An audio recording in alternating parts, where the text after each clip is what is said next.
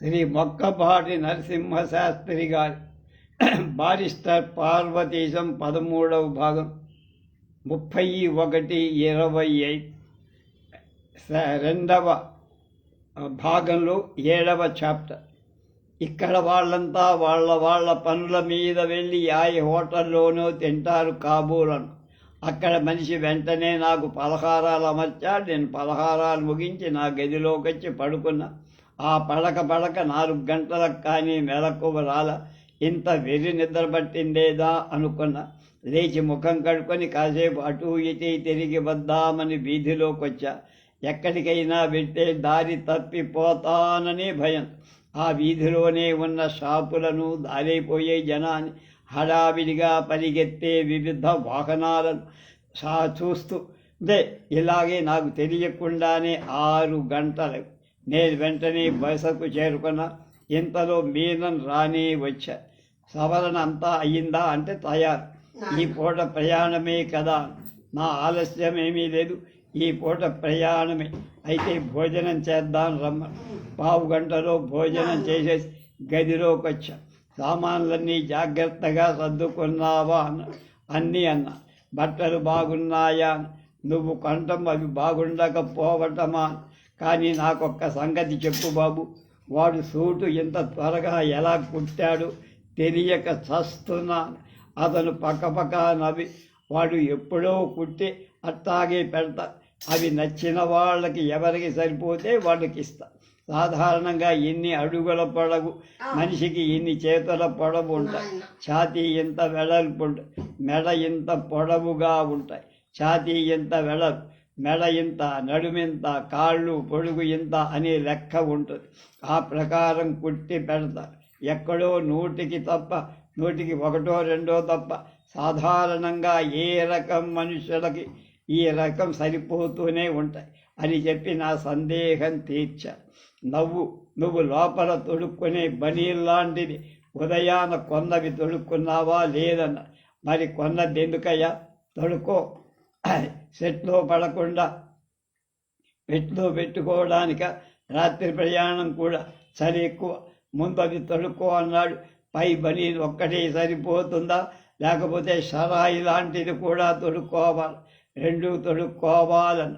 చచ్చాను రాని కట్టినవన్నీ మళ్ళీ అందులో తొడుక్కోవడానికి ప్రయత్నం చేశా. ఓ పట్టాన ఎక్క కాలి మేజోడు లాగానే ఎంతో బిగువుగా ఉంటాయి.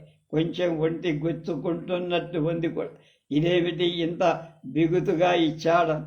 అది అంతే, అలాగే ఉండాలి. 2 రోజులు తొడుక్కుంటే అవి వదులవుతాయి. అవి ఒంటిని అంటి పెట్టుకుని ఉంటే ఎంత వెచ్చగా హాయిగా ఉంటుందో నీకే తెలుసు. ఆడవాళ్లను ఆలింగనం చేసుకున్నంత సుఖంగా ఉంటుంది అన్నాడు. ఏడ్చినట్టే ఉంది వెధవ కబుర్లు వీడు. అస్తమానం ఆడవాళ్లను ఆలింగనం చేసుకుంటూ కూర్చుంటాడు కాబోలు అనుకుంటూ కొంచెం సిగ్గుపడ్డ. అవన్నీ నెమ్మదిగా తెలుస్తాయిలే అంటూ బయలుదేరదామన్నాడు. నేను త్వరగా బట్టలు వాడుకోవడం అయిపోయింది. మళ్ళీ సామాన్ కట్టేసుకొని బయటకు వచ్చా. అక్కడ ఉండే నౌకరికి మీనని పిలిచాడు. వాడు సామాన్ తెచ్చి వీధిలో పెట్టాడు. మేము హాల్లోకి వచ్చాక మహంకాళి మేజేరమ్మ దగ్గరికి వెళ్ళి, నేను ఇప్పుడు ఎడింబరో వెళ్తున్నానండి, నా బిల్లు ఎంత అయిందో చెబితే చెల్లిస్తాను. బిల్లు అప్పుడే ఎప్పుడో సిద్ధమైందో అక్కడికి ఎలా తెచ్చిందో తెలియదు, కానీ బల్ల మీద ఉన్న కాగితం నాకు అంది.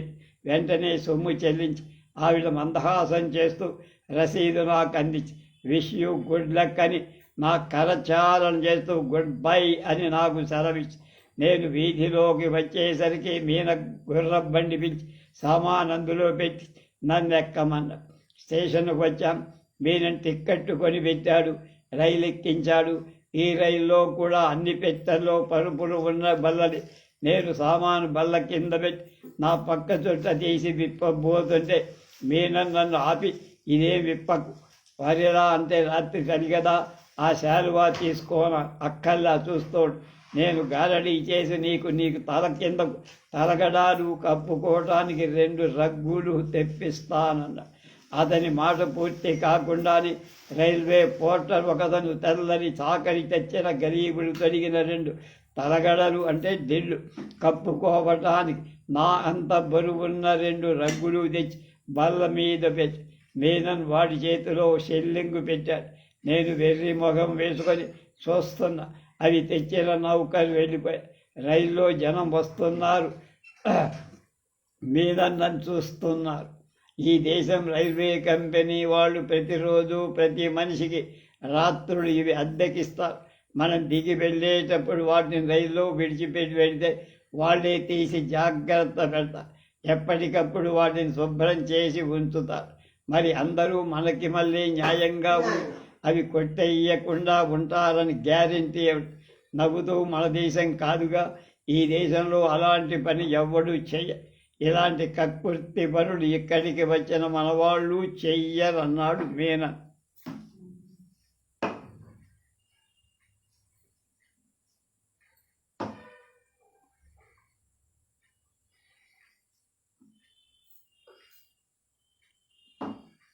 నువ్వేం భయపడద్దు. జనసమ్మర్దం లేకపోతే నువ్వు సుఖంగా పడుకో, లేకపోతే ఈ రగ్గులు కప్పుకొని నీ చోట్లో నువ్వు విశాలంగా కూర్చో. ఎంత రద్దీ అయినా బల్లకు 3 కంటే కూర్చోరు. అంతకంటే 4వ వాడు రాడు. సుఖంగా వెళ్ళు. నీవక్కడ క్షేమంగా చేరినట్టు తక్కిన ఏర్పాట్లన్నీ నీవు చేసుకోగలిగిన సంగతి నాకు సావకాశంగా ఉత్తరం రాయి. నేను వెళ్తాను మరింకా అన్నాడు. ఈ 2 రోజుల నుండి అతడు నాకు చూపించిన ఆదరం, నాకు చేసిన ఉపకారం తలుచుకుంటే నాకు కన్నీళ్ళు వచ్చాయి. ఈ దూరదేశంలో ముక్కు ముఖం తెలియని నాకు ఇంత ఉపకారం, ఇంత అవ్యాజమైన ఆదరం చూపించడం ఎంత గొప్ప, ఎంత విశాల హృదయం అనుకొని నమస్కారం చేసి కొంచెం వణుకుతున్న కంఠంతో, బయటకు వచ్చిన కన్నీటితో నా కృతజ్ఞత అతనికి ముక్తసరిగా 2 మాటల్లో చెప్పగా ఇంతలో రైలు కోత వేసింది. అతను నన్నొక్క మాట ఆలింగనం చేసుకొని, భయం లేదు తమ్ముడు, అన్నీ వాటంతటవే సవ్యంగా జరుగుతాయి, బెంగ పెట్టుకో, హాయిగా ఉండు అని చెప్పారు. పరమేశ్వరానుగ్రహం ఉంటుంది అని కరచాలనం చేసి గబుక్కున్న రైలు దిగా అతను నాకు చెయ్యి ఊపుతుంటే రైలు కదిలి నిలబడ్డవాణ్ణి నా స్థానంలో చతికిలపడ్డ. రైల్లోనూ బయట ఉన్న జనం, వస్తువులు ఒక్క క్షణం ఏమీ కనపడ.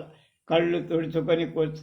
నా ఎదుట బల్ల మీద ఉన్న 2 నాకేసి ఆర్ద్రతతో చూసి, నువ్వు కొత్తగా వచ్చావా అన్నాడు అందులో ఒకడు. నోట మాట రాక తల ఊపా. నీకేం భయం లేదులే, ఇక్కడ హాయిగా ఉంటుంది, పడుకొని సుఖంగా నిద్రపో అన్న. థ్యాంక్ యూ అన్న. రైలు వేగం అందుకుంది. నా మనసు అంతకంటే వేగంగా స్వదేశానికి వెళ్ళి, మీనని చెప్పినట్టు రైలు ఖాళీగా ఉంది కదా అని తలగడలు వేసుకొని రగ్గులు కప్పుకొని సుఖంగా పడుకొని ఒక్క క్షణం ఈ సూటు వగేరా మార్చాలా అనే సందేహం కలిగి రైల్లో ఈ బాధంతా ఎందుకని అలాగే పడుకుంటే తీరిపోతుందనుకొని కాలి జోళ్ళు మేజోళ్ళు మటుకు తీస్తే కానీ వీల్లేదనిపించి తలగడాలు బహుమెత్తగా హాయిగా, అంత మెత్తని తలగడాలు నేనెక్కడా చూడాల. నిజం చెప్పాలంటే మా ఇంట్లో తలగడాలు రాళ్ళులా ఉండే. ఇటుక బొంత తల కింద పెట్టి దానిపైన దుప్పటి కవితే మా ఇంట్లో తలగడాయి అనుకునేవాడు. ఈ దేశంలో దూది ఎంత మెత్తగా ఉంటుంది కాబోలు అనుకుంటూ కళ్ళు ముయ్యబోతుంటే ఇంతసేపు నాకేసే నిదానంగా చూస్తున్నా. ఇతర బల్ల మీద మనిషి చిరునవ్వుతో good night sir, sound sleep, present dreams అన్నాడు. నేను థ్యాంక్ యూ అని నవ్వి కళ్ళు మూసుకున్నా. కళ్ళు మోయటం తడవుగా నిద్రపట్టింది కాబోలు. నాకేం తెలియలేదు. కొంచెం మెలకు వస్తున్నట్లు ఉండగా రైలులో సంచలనం బయలుదేరి రైలు ఆగినట్టు తెలుసుకొని నాకెదురుగా ఉన్న సోదరుడు మాయమయ్యారు. ఎక్కడ దిగాలో తెలియదు. సామాన్ ఏమైనా మాయమయ్యిందామో అనుమానంగా అడుగున చూసి బల్ల కింద సామాను అలాగే ఉంది. మైమర్చి నిద్రపోతున్నాయి. రైలు ఆగింది. అందరూ దిగేదారు. ఇదేనా ఎడింబరు అని ఒక ఆసామినని. అవునన్నారు. మీరని చెప్పినట్టు రగ్గులు మడిచేసి తలగడాల మీద పెట్టి సామాన్తో దిగ. ఇప్పుడేం చెయ్యడమా అని ఆలోచిస్తుండగా ఒక రైలు బంట్రోతు వచ్చి నవ్వుతూ మార్నింగ్ సార్ అని తన నెత్తి టోపీ పట్టుకొని హ్యాండ్ సౌండ్ స్లీప్ సార్, బాగా నిద్ర పట్టిందా అండి? Had sound sleep sir, where are you going sir, can I help you sir అని అడిగాడు. వినయంతో వాటికి వినయ విధేయత చూస్తే నాకు ఎంతో ముచ్చటేసింది.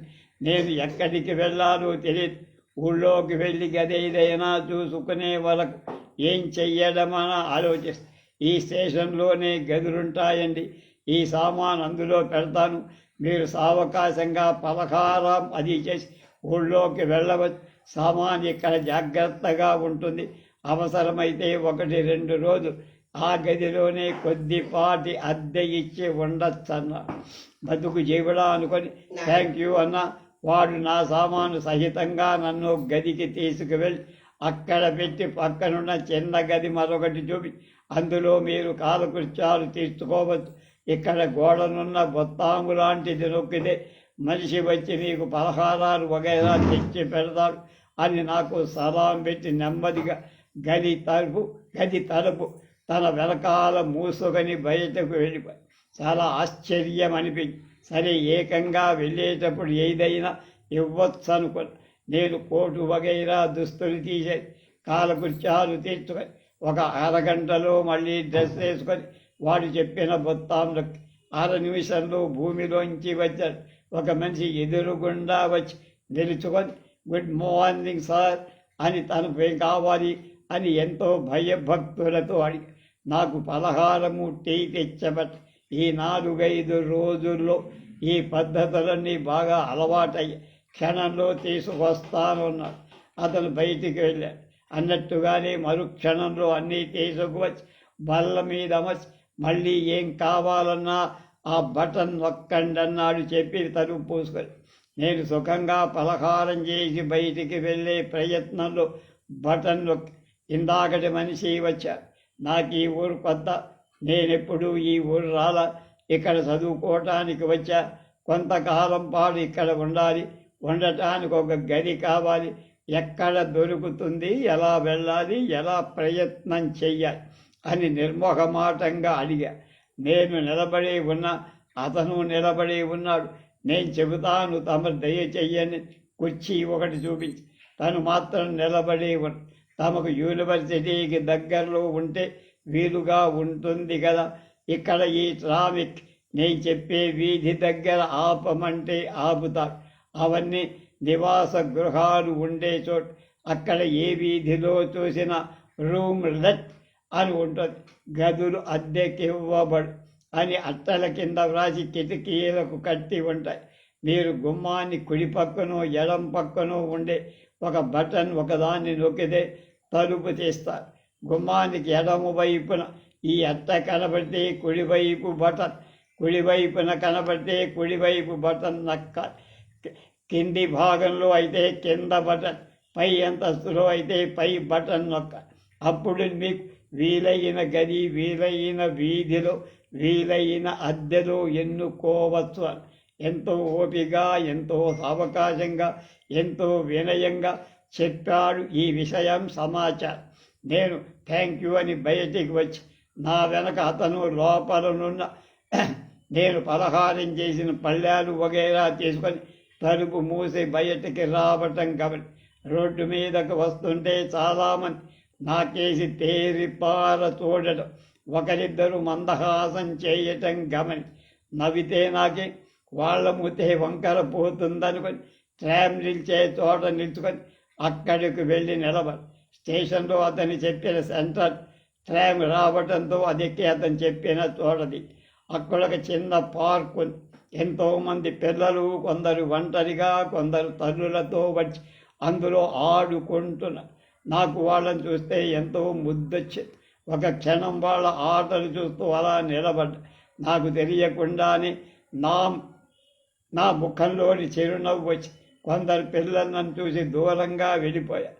ఒకరిద్దరు సాహసించి నా దగ్గరకు వచ్చి కళ్ళు పెద్దవి చేసి భయంతో ఆశ్చర్యంతో నన్ను చూస్తూ నిలబడ్డా.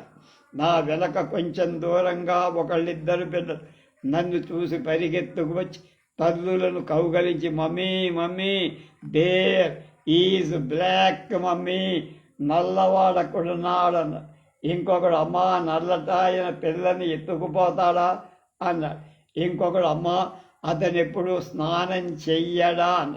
వాళ్ళ తల్లులు వాళ్ళ నోళ్ళున తప్పు అలా అనకూడదు, ఇంకా ఎప్పుడు అలా అనుకుంటా అంటే దెబ్బలు తగులుతాయి జాగ్రత్త అని భయపెట్టి నా దగ్గరకు వచ్చిన పిల్లలను చూసి వాళ్ళ ధైర్యానికి సంతోషం హలో అని వాళ్ళను పలకరించపోయా.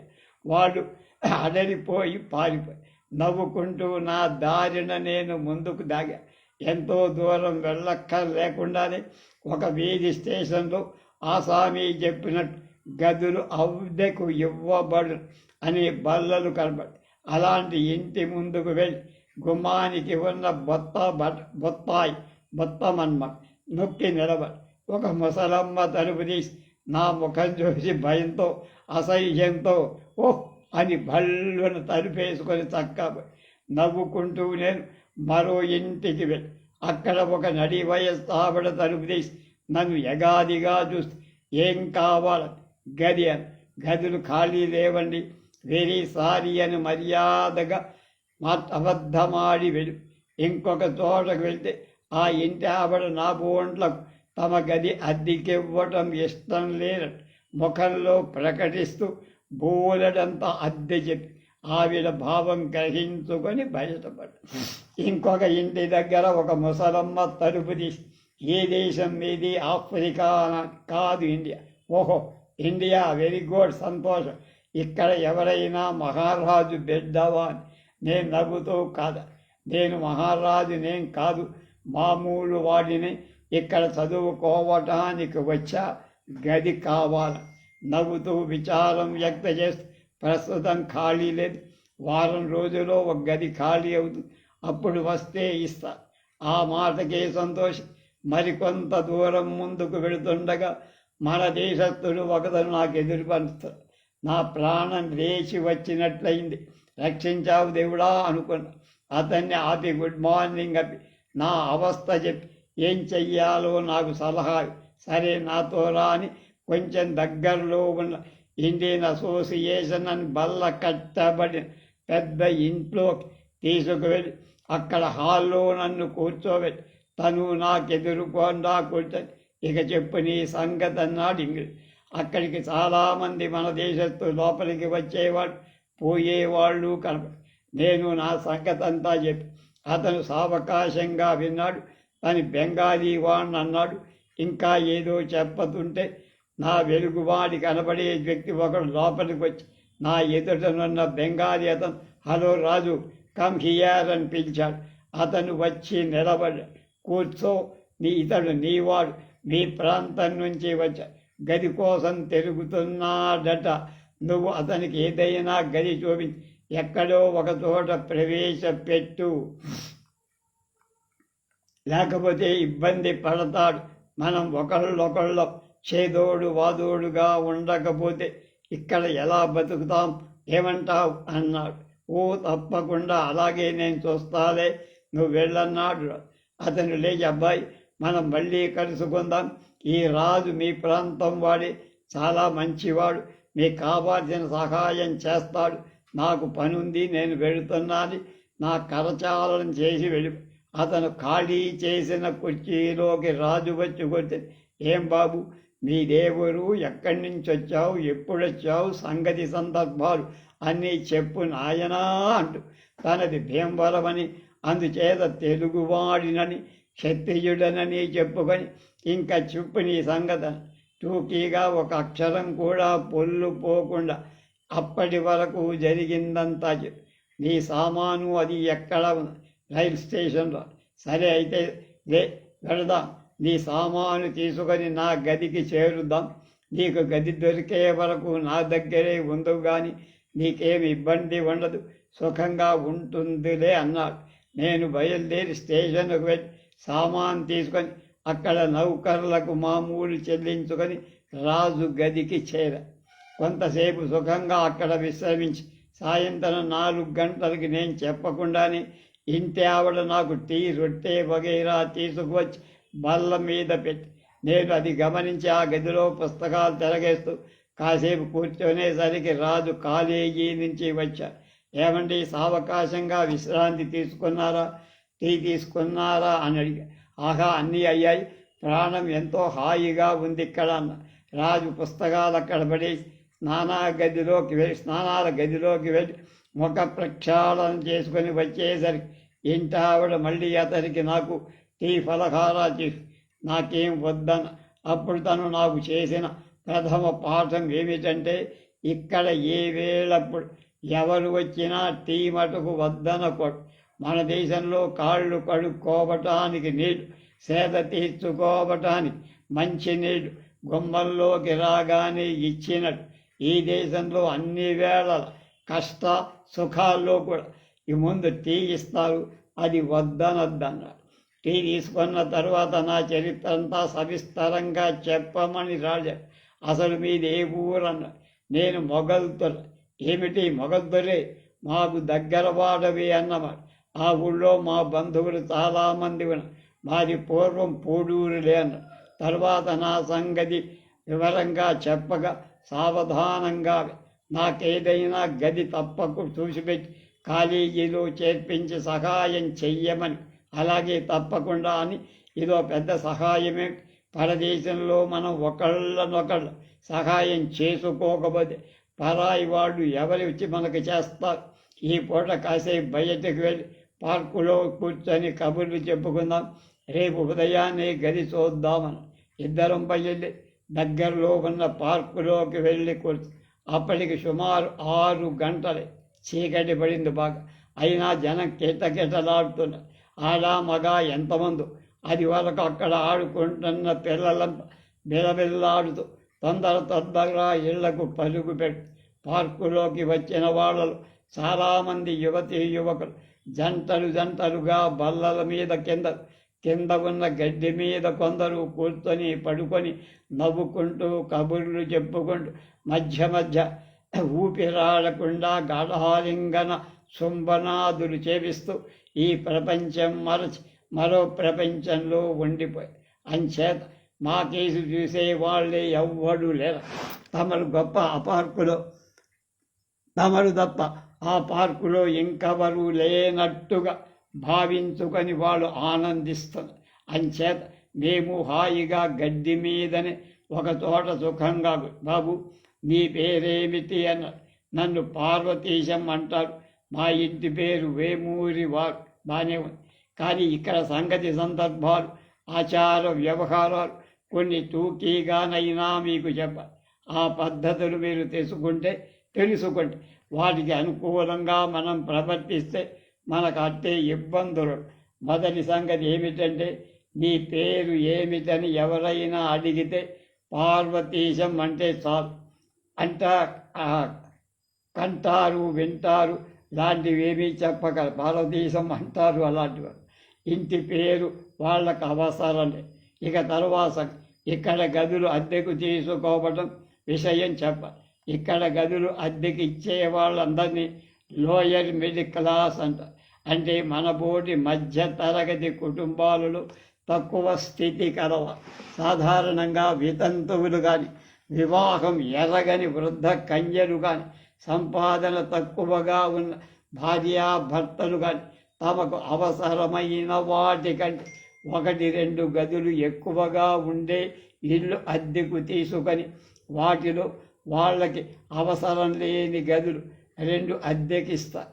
ఆ గది కుర్చీలు, సోఫాలు వగైరా అలంకరణ చేసి కూడా ఉంటుంది.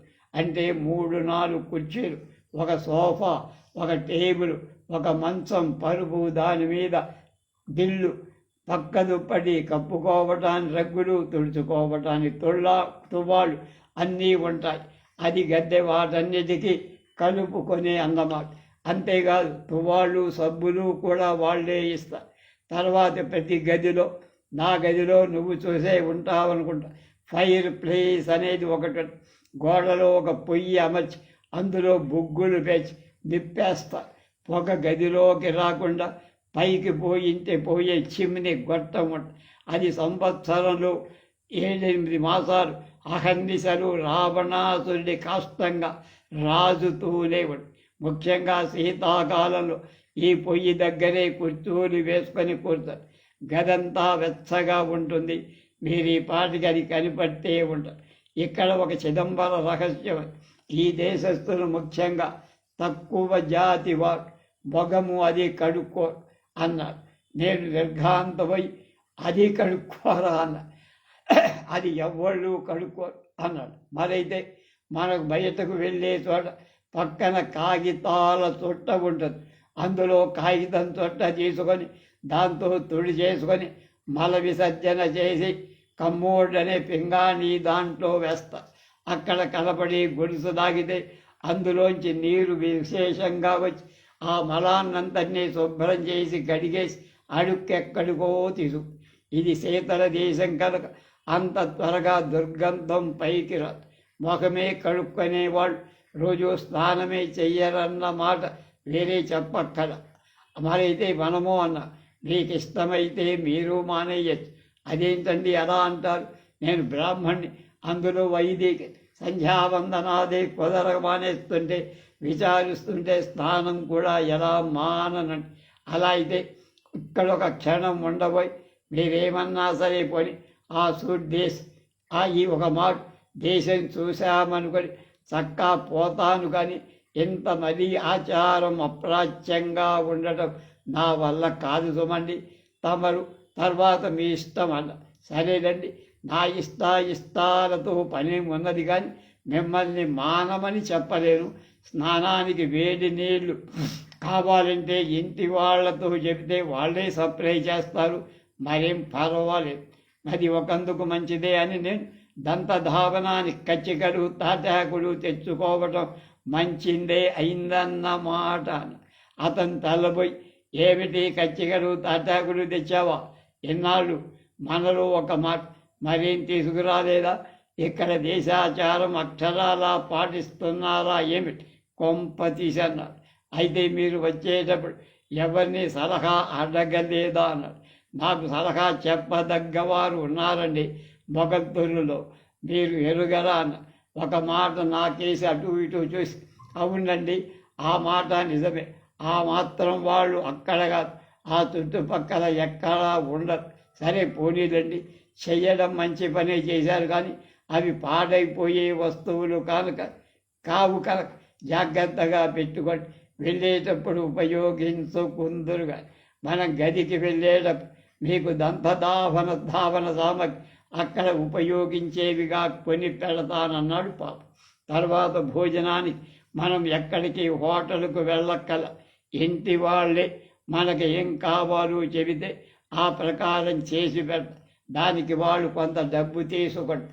ఎంత తీసుకున్నా హోటల్ భోజనం కంటే తక్కువే. మీరు బ్రాహ్మణులు వైదికులు అయ్యారు.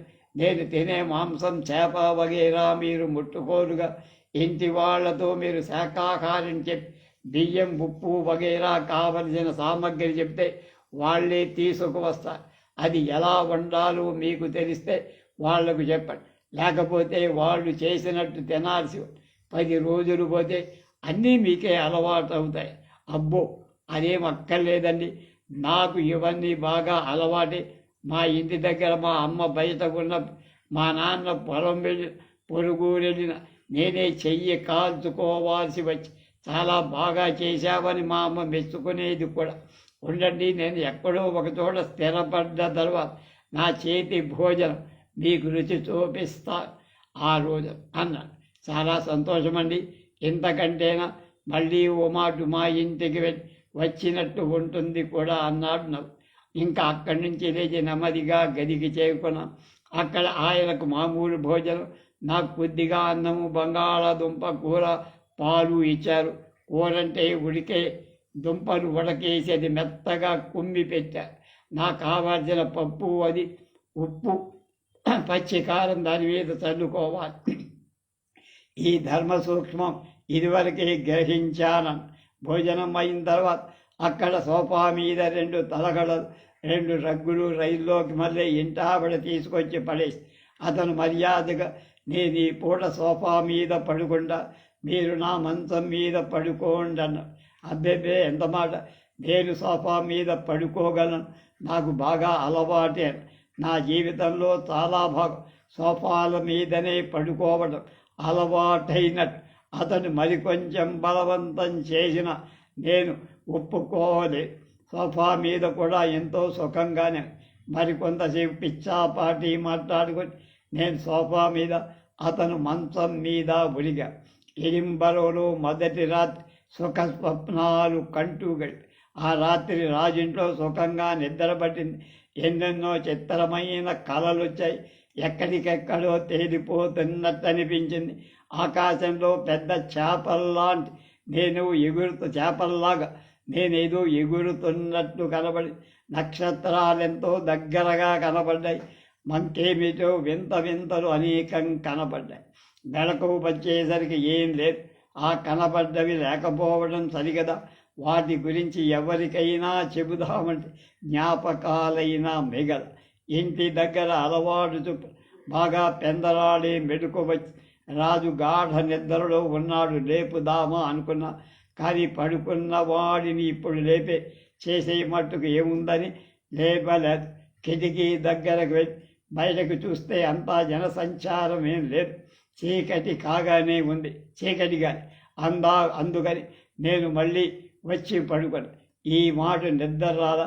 కానీ ఏవేవో ఊహలు కలలు అస్పష్టంగా తలలో తిరగటం మొదలెట్టి, ఈ దేశమేమిటో, ఇక్కడి మనుష్యులేమిటో, వాళ్ళ ఆచార వ్యవహారాలేమిటో ఏమి తెలుసుకోకుండా గుడ్డెద్దు చేలో పడినట్టు ఏ ఆలోచన లేకుండా బయలుదేరి చక్కా వచ్చేప్పుడే వారం రోజులైనా ఇంత వరకేమీ అంతు పట్టదు.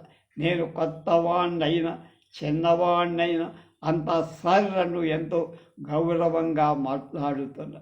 ఇక్కడ పురుషుల కంటే స్త్రీ జనం ఎక్కడ చూసినా ఎక్కువ కనపడు. వాళ్ళకేమి నదులు బెదురు ఉన్నట్టు కనపడు. నడి వీధుల్లో, షాపుల్లో, రైళ్లలో ఒళ్ళు విరుచుకొని అందరినీ తోసుకు తిరగటం చూస్తే నాకు భయంగా వింతగా. రేపొద్దున నేను వీధిలోకి వెళ్ళిన, స్కూల్లో చేరిన, వీళ్ళు కూడా అక్కడ తయారవుతారు బాబోయ్ అని దూరాన్నించి చూస్తేనే ఇంత బెదరుగా, ఇంత సిగ్గుగా ఉంటే వాళ్ళు అస్తమానం మీదకి వస్తే క్లాసులో ఈ పక్కని ఆ పక్కన వాళ్ళే తయారై మాస్టర్లు చెప్పేది వినేదెలా, ఆ విన్నది తలలో నిలుపుకోవటమెలా, ఈ ఆడవాళ్లతోటి ఎలాగైనా కొంత చిక్కు వచ్చేట్టుగా ఉంది, చూద్దాం ఏం జరుగుతుందో తినబోతూ రిచెందుకని పైన భగవంతుడు ఎలాగా ఉన్నాడు, ఈ వేళైనా గది దొరుకుతుందో దొరకదు, లేకపోతే ఎలాగ రాజు నెత్తిన ఎలాను కూర్చోవడం, అయినా దొరకేం చేస్తుంది. ఇంత పెద్ద పట్టణంలో ఎన్ని భవంతులు, ఈ బ్రహ్మచారికి దొరక్కపోతుందా? ఎటుచి బ్రహ్మచారుడు తీసుకోమంటే తప్పు, అయినా ఇక్కడేమి అటువంటి ఇబ్బంది ఉంటుంది. అలా నేనేదో వెర్రి ఆలోచనతో సతమతమవుతూ ఉంటే బాగా వెళ్తురొచ్చింది. మా గది తలుపు మీద నెమ్మదిగా ఎవరో కొట్టిన చప్పుడు. నేను ఈ దేశంలో ఉన్న సంగతి మర్చిపోయి వస్తున్నా అని ఇంటి దగ్గర కేకేసినట్టు కేకే. దాంతో రాజు ఉలిక్కిపడి, ఏమిటి కలవరిస్తున్నారన్నాడు నవ్వు. కలవరింత కాదండి, అవతల నుంచి ఎవరో తలుపు కొట్టిన చప్పుడైతే అలవాటు చొప్పున వస్తున్నానని కేకేసి, మీకు నిద్రాభంగమైనట్టు, మరేం పర్వాలేదండి, ఎలాగూ తెల్లారింది కదా, మనల్ని లేపడానికి ఇంటి ఆవిడ అలా తలుపు కొట్టింది. అది ఆవిడకు మామూలు, ఆవిడ కాదు. ఇక్కడ ఆచారం ఏమిటంటే ఇంట్లో వాళ్ళైనా పరాయి వాళ్ళైనా తలుపు దబదబా బాధకుండా వేళ్లతోటి నెమ్మదిగా టక్కుమని 2 సార్లు కొడతారు. మనం అప్పుడు ఏస్ అని కానీ కమిన్ అని కానీ అంటే ఇంట్లో వాళ్ళు అయితే అనాలి, పై వాళ్ళు ఎవరైనా వచ్చారంటే కమిన్ ప్లీజ్ అనాలి, దయచేసి లోపలికి రండి అన్నమాట.